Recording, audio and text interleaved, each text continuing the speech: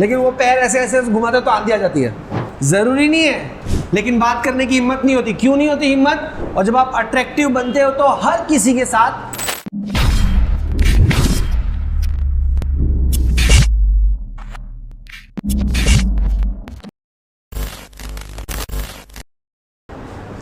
अब मुझे बताओ कि ये आपने एग्जांपल्स देख लिए।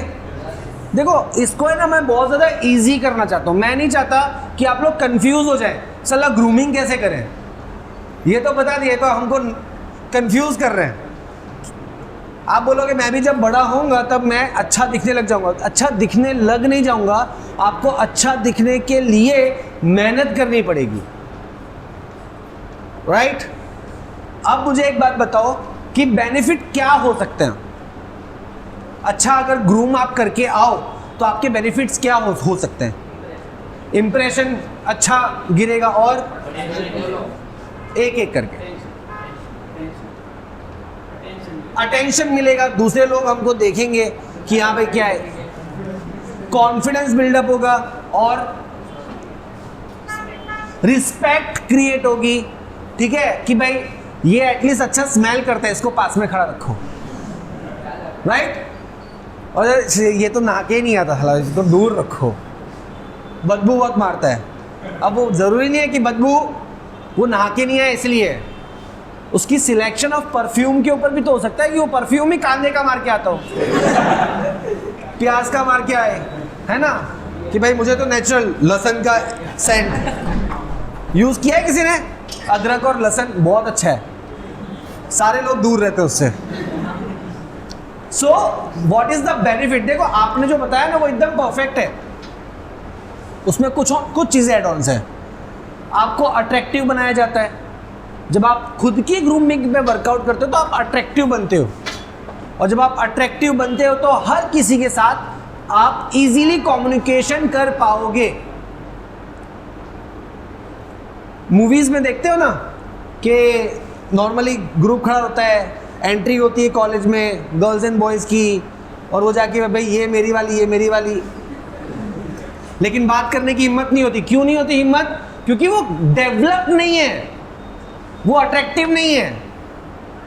और वहीं पर एक दूसरा भी एग्जाम्पल होता है कि सारी लड़कियों को उससे बात करनी होती है लेकिन उसको नहीं करनी होती। क्यों? क्योंकि उसके अंदर ये रहता है कि मेरे साथ मैच करने वाला कोई नहीं है। तो जितना इंपॉर्टेंट आप लोगों के लिए ग्रूम करना, उतना ही ज्यादा इंपॉर्टेंट इन लोगों के लिए ग्रूम करना। लेकिन ग्रूम करना कहां पर है? That is the question, right? तो दूसरा क्या है? पॉजिटिव इमेज बनती है आपकी।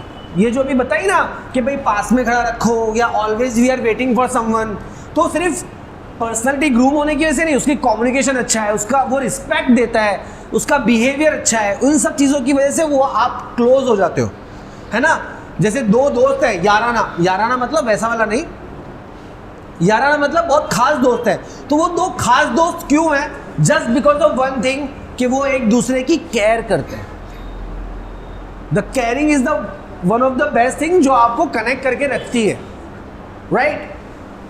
तो पॉजिटिव इमेज होता है, फिर कॉन्फिडेंस आपने बताया, सेल्फ एस्टीम क्रिएट होता है। मैंने अभी एक एग्जांपल दिया कि लड़कों का ग्रुप चाहता है किसी एक लड़की से बात करना, ठीक है, लेकिन वहीं पर जो अच्छी पर्सनालिटी रखता है ज़रूरी नहीं है कि वो अच्छा दिखता हो।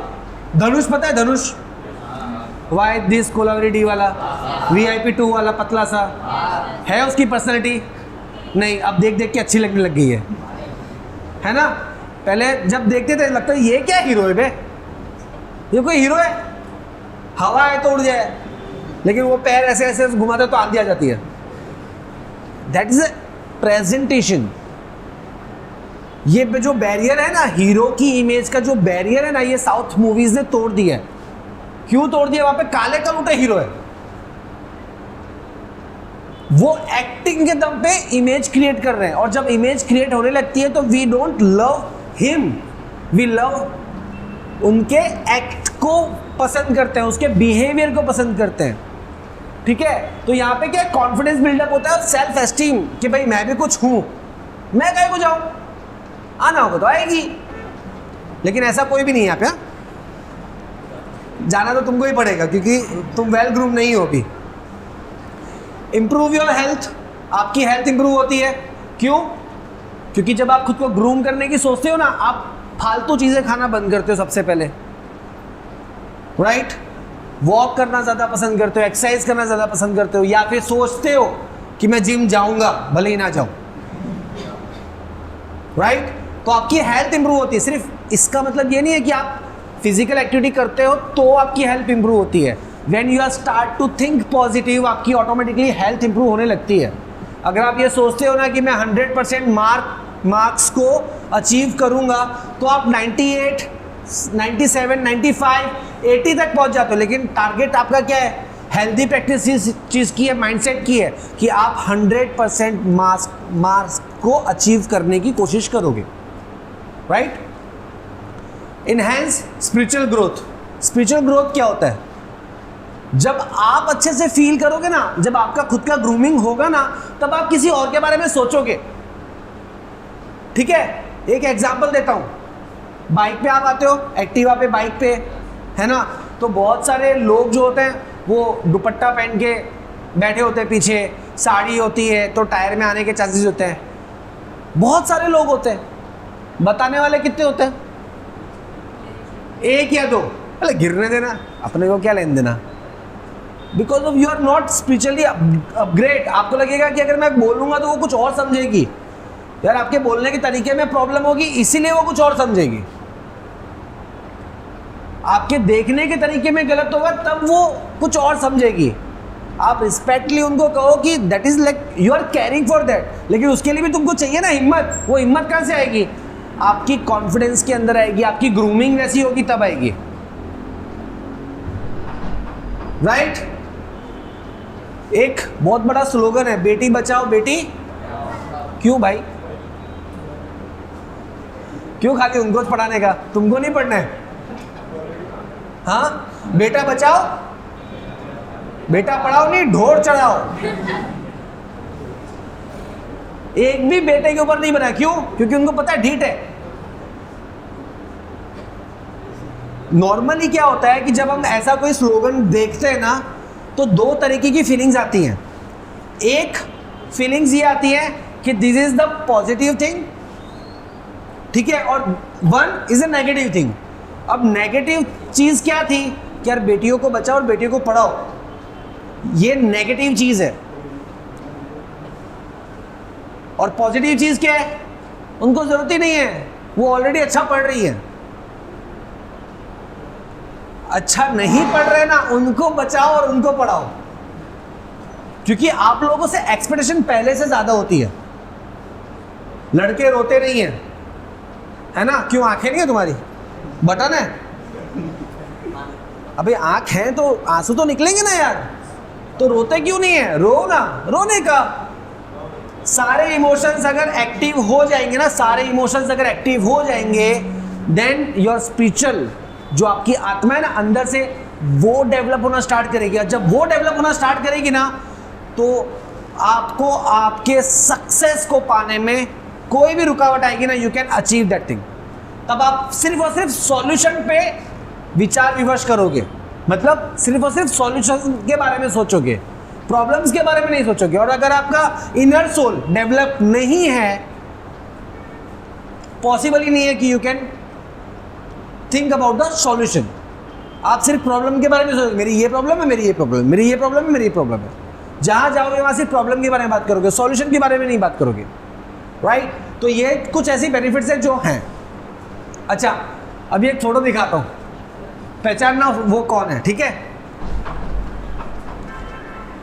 कौन है? गणेश आचार्य ना, राइट? ये कौन है?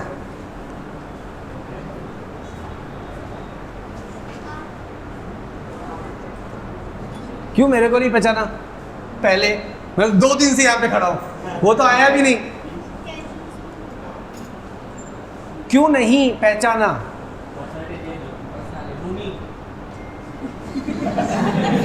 ग्रूमिंग नहीं थी, सही बात है। उस टाइम पे ग्रूमिंग वैसी ही थी जैसी उस समय की रिक्वायरमेंट थी, बट इमेज नहीं थी। वैसी इमेज नहीं थी। अब कोई बंदा कितना चेंज हो सकता है। आप टी शर्ट से फॉर्मल पे आ सकते हो, है ना, बॉडी आप मोटी जाड़ी कर सकते हो, हेल्दी बन सकते हो, डाउन कर सकते हो, क्या चेंज कर सकते हो।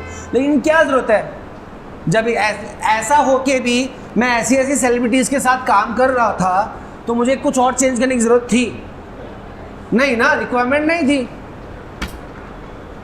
बट आज मैं ज़्यादा बेटर दिख रहा हूँ या पहले तक दिख रहा था? वो तो अभी तुम रहने दो, झूठ बोलते था, सब के सब धोखेबाज हो, पहचाना ही नहीं मेरे को।